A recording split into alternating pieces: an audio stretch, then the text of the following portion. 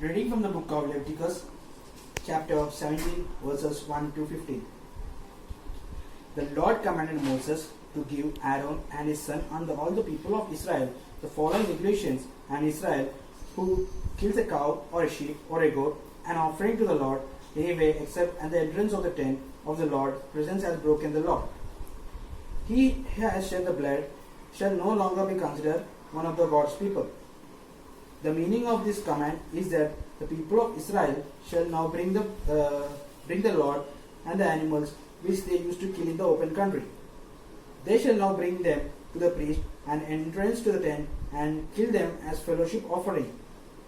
The priest shall throw the blood against the side of the altar at the entrance of the tent and burn the fat of produce, a smell that is pleasing to the Lord. The people of Israel must no longer be unfaithful to the Lord by killing their animals in the field as sacrifice of the goat demons. The people of Israel must keep these regulations for all time to come. Any Israelite or any foreigners living in the community who offers a burnt or offering or any other sacrifice as an offering in the Lord anywhere except at the entrance of a tent shall no longer be considered one of the God's people. If any Israel or any foreigners living in the community eats meat with the blood still in it, the Lord will turn against him and no longer consider him one of his people. The people of every living thing is in the blood, and that is why the Lord has commanded that all the blood be poured out of the altar to take away the people's sins. Blood, which is life, take away sins.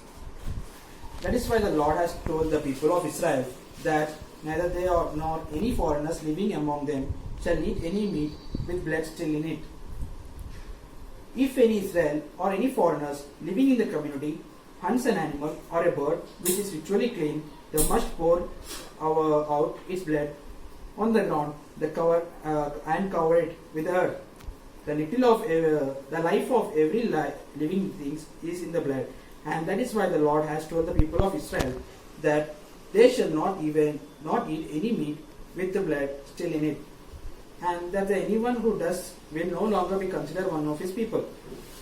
Any person, Israel or foreigner, who eats meat from an animal that has died or natural death or has been killed by the wild animals must wash his clothes, have a bath, and wait until even before he is ritually clean.